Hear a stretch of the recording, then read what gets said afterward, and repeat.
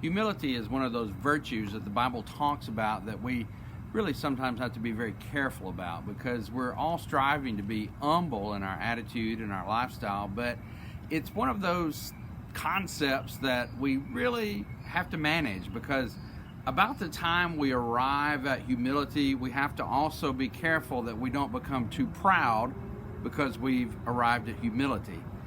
It's a task. We have to work on it.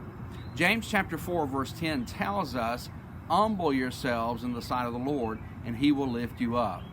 That word humble, as it's used there, means to depress or to bring low. And the idea is that's what we do with our mindset, our spirit, and our whole attitude and demeanor of soul and mind. There's a very similar idea expressed in 1 Peter chapter 5 verse 6, where he says, humble yourselves therefore under the mighty hand of God, that he may exalt you in due time. Perhaps that word or phrase, due time, is a little important to our understanding of this, because it's not always, in fact rarely, if ever, on our time scale that this exaltation happens.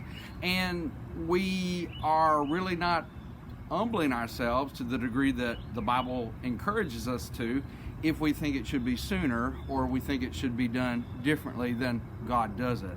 We find out how we do this from Jesus. In Matthew chapter 18 verse 4, Jesus says, whoever therefore shall humble himself as this little child, the same is the greatest in the kingdom of heaven. So when we put on that childlike faith and that childlike mindset, not childish, but childlike, and we humble ourselves as Jesus gave us the great example of a child, then we're getting in the right direction. And we have to understand that at the right time, in due time, God will lift us up. And perhaps lifting up, as used in James chapter 4 verse 10, is an allusion to the fact that when we repent, we bow ourselves down before God and we submit ourselves totally and wholly to him.